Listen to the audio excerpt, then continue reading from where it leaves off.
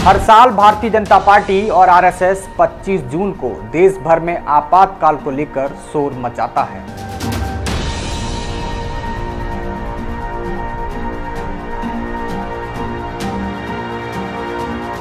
पर आपातकाल से जुड़े कई तथ्य इससे ज्यादा उजागर नहीं किए जाते।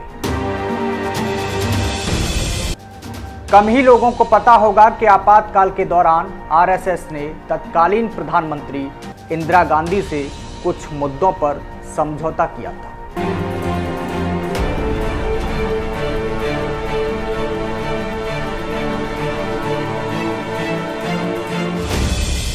आखिर ऐसी क्या बात थी कि संघ परिवार को तब की कांग्रेस प्रमुख इंदिरा से समझौता करने की नौबत आ गई। तारीख 12 जून 1975 कांग्रेस के लिए इतिहास में सबसे अहम दिन साबित हुआ। इस दिन इंदिरा गांधी पर चुनाव में धोखाधड़ी करने का आरोप साबित हुआ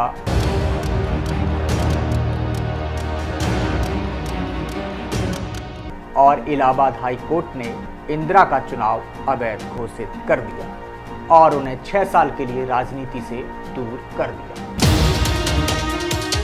उसके बाद जैसे विरोधी पार्टियों ने उनके त्याग पत्र की मांग शुरू कर दी, मांग मनवाने के लिए राष्ट्रव्यापी आंदोलन शुरू हो गया। इंदिरा गांधी ने सुप्रीम कोर्ट में अपील कर दी और कोर्ट ने इंदिरा के पक्ष में मत दिया और आदेश पारित किया कि वे प्रधानमंत्री के पद पर बनी रह सकती हैं। इसके बावजूद उनके इस्तीफे की मांग जारी रही और देशव्यापी आंदोलन होता रहा। ये था कि कांग्रेस के अंदर श्रीमती इंदिरा गांधी का बड़ा विरोध हो रहा था उन दिनों में।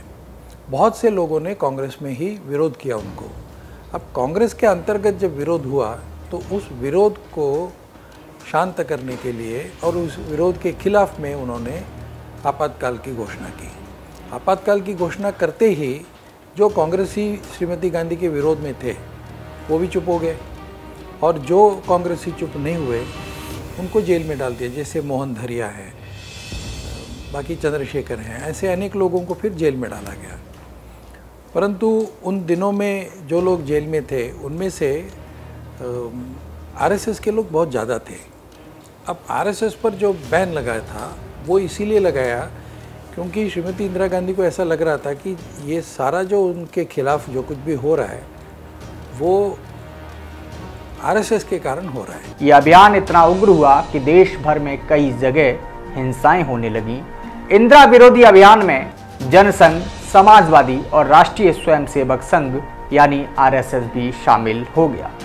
आंदोलन का नेतृत्व जयप्रकाश नारायण कर रहे थे। जेपी ने सभी शासकीय कर्मचारियों, फौज और पुलिस से ये अपील कर दी कि वह इंदिरा गांधी के आदेशों का पालन ना करें। जयप्रकाश नारायण के इस रवैये का उल्लेख करते हुए इतिहासकार रामचंद्र गुहा अपनी किताब इंडिया आफ्टर गांधी में लिखते हैं कि ऐसा लगता था कि राज्य सत्ता ही गायब हो जाएगी। जयप्रकाश ने पुलिस और फौज से कहा कि वह अनैतिक आदेशों को ना माने।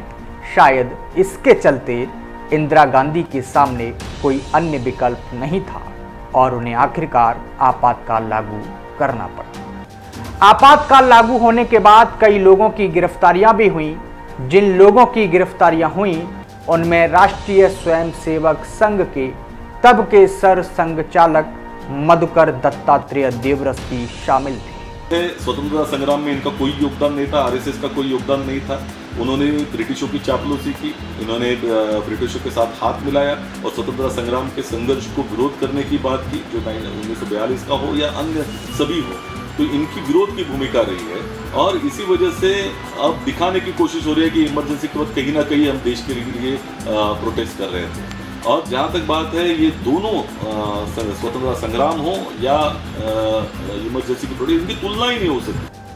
आज का ये संघ का नेतृत्व भले ही ये कहे कि सर्वोच्च न्यायालय के फैसले के बाद भी इंदिरा गांधी के प्रधानमंत्री पद से त्यागपत्र देना पड़ा, परंतु जेल में लिखे पत्रों में देवरस ने सर्वोच्च न्यायालय के फैसले का स्वागत किया था, जिसमें इंदिरा गांधी के प्रधानमंत्री के पद पर बने रहने का जिक्र था। देवरस ने पुणे स्थित यरबदा जेल में 10 नवंबर 1975 को इंदिरा जी को एक पत्र लिखा था। इस पत्र में लिखते हैं, मैं आपको बधाई देना चाहता हूं कि सर्वोच्च न्यायालय ने आपके चुनाव की वैधता को स्वीकार कर लिया है।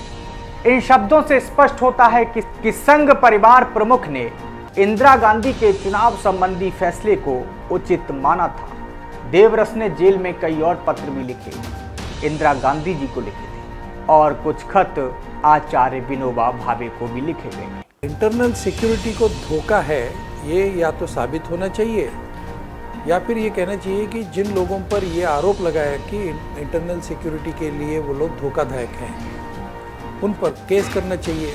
ना ही ये सिद्ध हुआ और ना ही आरएसएस के लोगों पर कोई केस किया गया। इसीलिए आरएसएस के जो मुखिया थे उन्होंने महाराष्ट्र के मुख्यमंत्री जो थे उन दिनों में उनको पत्र लिखा और उनको पत्र लिखकर उन्होंने कहा कि उनके साथ पुराना संबंध भी था उनका। उन्होंने कहा कि आप अपने जो वरिष्ठ अधिकारी हैं उनको कहिए। पहले तो बाला साहब देवरस ने श्रीमती इंदिरा गांधी को ही पत्र लिखा था कि हम पर क्या केस है और हमने ऐसा क्या किया जिसके कारण हमारी संस्था पर बैन लगाई। देवरस ने इंदिरा गांधी को संबोधित करते हुए एक पत्र 22 अगस्त 1975 को भी लिखा। पत्र कुछ इस तरह का था। यरवदा जेल, पुणे, श्रीमती इंदिरा गांधी, प्रधानमंत्री भारत, नई दिल्ली। सम्मान से भरा नमस्कार। मैंने जेल में आपका संदेश रेडियो पर बड़े ध्यान से सुना। 15 अगस्त को राष्ट्र के नाम आपका ये संदेश ऑल इंडिया रेडियो से प्रसारित किया गया था। आपका संदेश समय अनुकूल, संतुलित था और इसीलिए मैंने आपको ये पत्र लिखना उचित समझा। इस पत्र में देवरस संघ के कार्यक्रम और उद्देश्यों पर प्रकाश डालते हैं। साथ ही वे ऑफर देते हैं कि वे इंदिरा गांधी द्वारा अपनाए गए कार्यक्रम में क्रियान्वयन में सहयोग देने को तैयार हैं। यहाँ उल्लेखनीय है कि इंदिरा गांधी ने देश के विकास के लिए 20 सूत्री कार्यक्रम की घोषणा की थी, जो कि इस प्रकार है। सिंचाई सुविधा में बढ़ोतरी, ग्रामीण क्षेत्रों में रोजगार के कार्यक्रम, अधिशेष भूमि बांटना, भूमिहीन मजदूरों को भत्ता दिलाना, बंधुआ मजदूर का कल्याण, अनुसूचित जाति अनुसूचित जनजाति का उत्थान, ऊर्जा निर्माण में बढ़ोतरी, परिवार नियोजन के कार्यक्रम, आवास की सुविधा, प्राथमिक स्वास्थ्य सेवाओं का विस्तार, वृक्षारोपण, महिला एवं बाल विकास कार्यक्रम, प्राथमिक शिक्षा को प्रभावकारी बनाना, मूलभूत अधिकार उपलब्ध कराना, औद्योगिक नीतियों का सरलीकरण, काले धन पर लगाम, पेयजल की सुविधा और गरीबी हटाओ। देवरस ने अपने पत्र में लिखा था कि संघ के कार्यकर्ता निस्वार्थ भाव से समाज की सेवा करते हैं। दरअसल आपातकाल के दौरान संघ पर बैन लग गया था। देवरस कहते हैं कि हमारी शक्ति का और संगठन का उपयोग देश के विकास के लिए किया जाना चाहिए। लोगों ने आरएसएस को सलाह दिया कि आप कहिए कि 20 सूत्री कार्यक्रम जो है उसमें कोई गलत बात नहीं है। अगर देश की प्रगति के लिए 20 सूत्री कार्यक्रम अच्छे हैं तो हमें उससे कोई ऐतराज़ नहीं है, हम उसे सपोर्ट करने के लिए तैयार हैं। तो बाला साहब देवरस ने लिखा कि 20 सूत्री कार्यक्रम को लागू करने के लिए आरएसएस पर बैन करने की कोई आवश्यकता नहीं है। यही पत्र लिखा था। इसका बाद में 1977 के बाद कुछ लोगों ने इसका विरोधी स्वर उठाने की कोशिश की, तो वह अलग राजनीति है। वो जनसंघ, आरएसएस और अन्य दलों के बीच की राजनीति है। परंतु उस समय आरएसएस पर बैन हटने की कोई गुंजाइश नहीं थी। इसीलिए आरएसएस पर बैन होने के कारण लोक संघर्ष समिति एलएसएस नाम की एक संस्था बनाई गई और उसके अंतर्गत इमरजेंसी के खिलाफ बहुत से काम हुआ और बहुत लोग पकड़े गए। अब व्यक्तिगत वैसे लाखों स्वयंसेवक जेल में थे, इसलिए मेरा व्यक्तिगत अनुभव भी है और आरएसएस से जुड़े हुए लोगों का भी जो अनुभव है वो ये है कि एक अच्छे संगठन को जो सामाजिक काम में लगा है उस पर बैन लगाई गई। और इसीलिए 1977 में जब श्रीमती इंदिरा गांधी हार गई, चुनाव हार गई, तो आरएसएस पर जो बैन था वो अनकंडीशनली बैन उठाया गया। पत्र के अंत में देवरस अनुरोध करते हैं कि वे यानी इंदिरा गांधी हमारे तर्कों पर विचार करें और संघ के बारे में जो गलतफहमियां हैं उन्हें भूलकर वह संघ से प्रतिबंध हटा लें उन्होंने पत्र में प्रधानमंत्री से मिलने का समय भी मांगा था। देवरस ने यह पत्र बंबई यानी अब की मुंबई सेंट जॉर्ज अस्पताल के वार्ड क्रमांक 14 से लिखा था और अपने इस पत्र में देवरस आचार्य विनोबा भावे को लिखते हैं कि समाचार पत्रों से ये ज्ञात हुआ कि प्रधानमंत्री आपसे मिलने दिनांक 24 को आने वाली हैं। आप दोनों के बीच देश की वर्तमान स्थिति पर विचार विमर्श होगा। मेरा आपसे निवेदन है कि प्रधानमंत्री से मुलाकात के दौरान इंदिरा जी के मन में संघ के बारे में जो गलतफहमियां हैं आप उन्हें दूर कर सकेंगे। मैं आपको आश्वस्त करता हूं कि संघ के स्वयंसेवक होने के नाते प्रधानमंत्री इंदिरा गांधी के नेतृत्व में घोषित कार्यक्रम के क्रियान्वयन में भाग लेंगे ताकि देश की प्रगति और विकास सुनिश्चित किया जा सके।